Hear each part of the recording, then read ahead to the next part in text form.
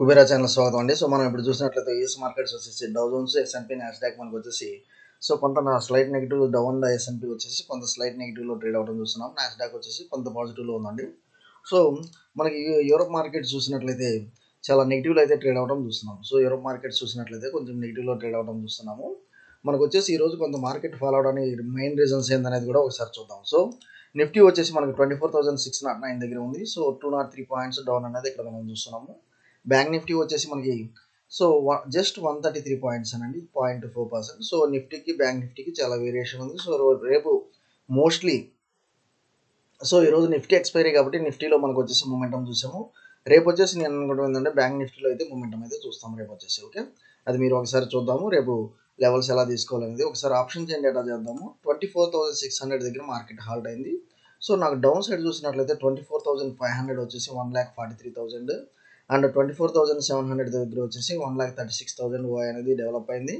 So నాకు రేపు వచ్చేసి ఈ 200 పాయింట్స్ యొక్క గ్యాప్లోనే మార్కెట్ రేపు ట్రేడ్ అవ్వచ్చు అనేది నాకు అనిపిస్తుంది. సో రేపు వచ్చేసి నాకు ఈ 200 పాయింట్స్ గ్యాప్లోనే మార్కెట్ ట్రేడ్ అవ్వచ్చు అనేది అనిపిస్తుంది. ఎందుకంటే మనకి మ్యాక్సిమం ఓఐ అనేది పుట్ సైడ్ కానివ్వండి, కాల్ సైడ్ కానివ్వండి, మనకు వచ్చేసి ఈ 200 పాయింట్స్ గ్యాప్లోనే మనము చూస్తున్నాం.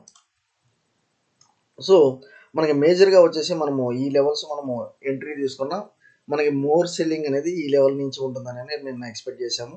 సో మనకు వచ్చేసి సెల్లింగ్ సైడ్ అయితే కొంత మంచి ప్రాఫిట్ ఇచ్చిందండి. అండ్ మోర్ ఓవర్ మనం చూసినట్లయితే 24,000 మనకి 24,450 లెవెల్స్ నుంచి మనకి బౌన్స్ బ్యాక్ అయింది. సో 24,450 లెవెల్స్ నుంచి బౌన్స్ బ్యాక్ అయింది కాబట్టి రేపు మార్కెట్ సో మోస్ట్లీ నాకు 24,000 మనకి 600 ఈ లెవెల్స్ నుంచి మనకి సెల్లింగ్ ప్రెషర్ అనేది చూసాము. ఓవరాల్గా మనకు వచ్చేసి సెల్లింగ్ ప్రెషర్ అనేది చూసాము.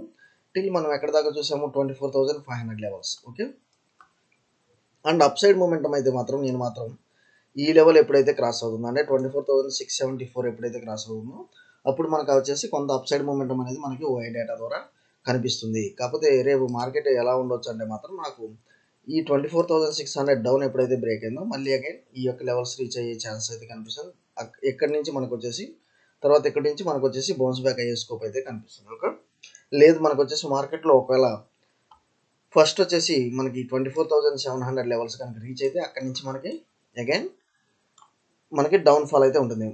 మోస్ట్లీ మనకి ఒకవేళ గ్యాప్ అప్ అయితే కొంత సెల్లింగ్ ప్రెషర్ ఉంటుందండి.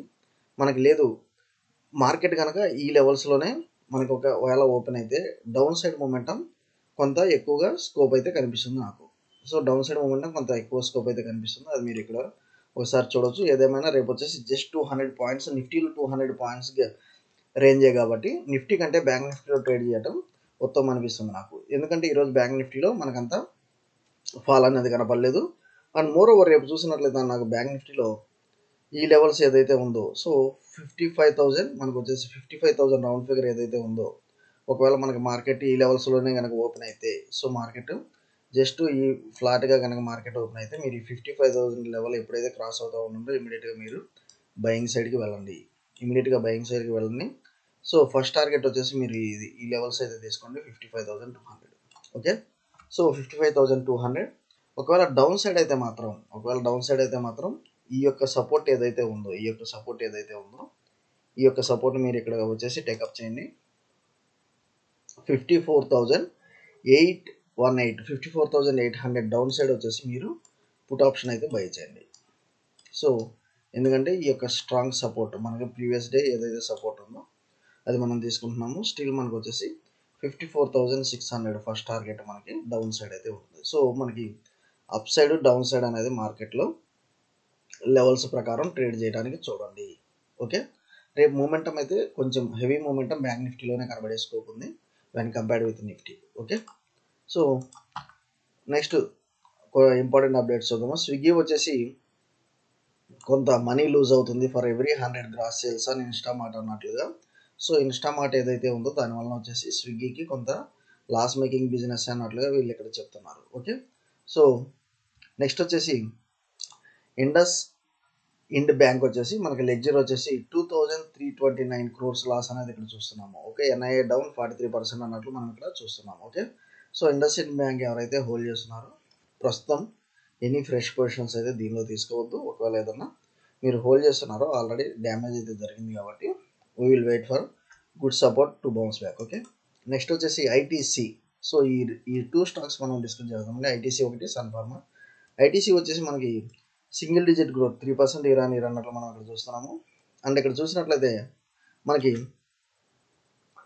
So multifold growth, ITC reported multifold growth in it's consolidated net profit mainly due to exceptional item అన్నట్లుగా మనం ఇక్కడ చూస్తున్నాము. అండ్ కంటిన్యూయింగ్ ఆపరేషన్స్ రోజు మార్జినల్లీ 3%, జస్ట్ 3% అయినా కానీ ఇది ఎందుకంటే హెవీ వెయిట్ కాబట్టి కొంత మనకి ఒకసారి లెవెల్స్ చూద్దాము, ఏ లెవెల్ మనం రేపు ఎంటర్ అవ్వచ్చా లేదా అనేది. ఓకే, సో ఆశాజనకంగానే ఉన్నట్లుగా మనకు వచ్చేసి ఇక్కడైతే ఫీడ్బ్యాక్ ఉంది. అండ్ మనకు వచ్చేసి even board has approve dividend కూడా ఇచ్చింది. ఓకే, సో ఏ కంపెనీ అయినా డివిడెండ్స్ ఇస్తే ఆటోమేటిక్గా కొంత కరెక్షన్ అయితే ఉంటుందండి షేర్ ప్రైస్లో. నెక్స్ట్ సన్ ఫార్మా చూద్దాము. సన్ ఫార్మా వచ్చేసి మనకి ప్రాఫిట్ ఆఫ్టర్ ట్యాక్స్ 19% ఫాల్ అయింది. సో దీనివల్ల ఏంటంటే దాని షేర్ ప్రైస్ మీద ఎంత మటుకి ఫాల్ అయ్యే స్కోప్ ఉంది అనేది కూడా ఒకసారి చూద్దాం. ఎందుకంటే సన్ ఫార్మా వచ్చేసి అంత హెవీ ఫాల్ అయితే ఉండదండి, అండ్ హెవీ రైజ్ కూడా ఉండదు. సో మనం ఒకసారి చూద్దాము. సన్ ఫార్మా వచ్చేసి మనకి ఆల్ టైమ్ హై చూసినట్లయితే మనకి జస్ట్ 1970 ఉంది.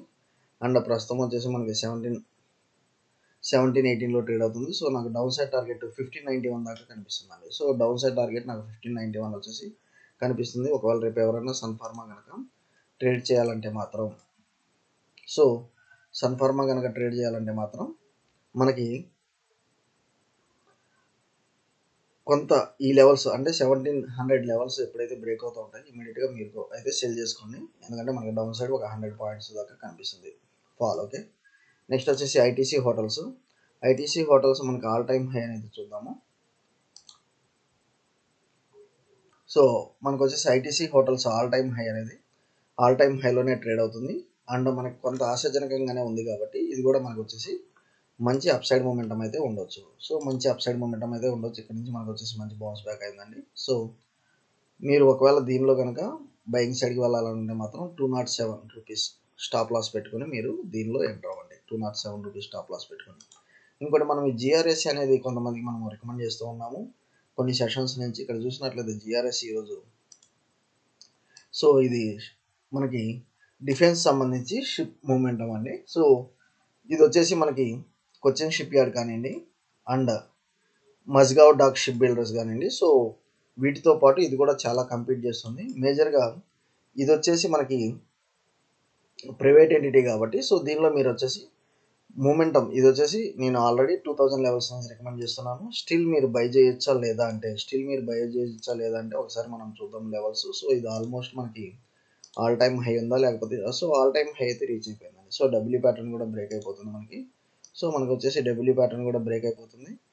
అందువల్ల ఇది వచ్చేసి all time next levels so 3500 levels reach అయ్యే స్కోప్ అయితే కనిపిస్తుంది. ఓకే, థ్యాంక్ యూ అండి. Follow for important updates Kubera channel.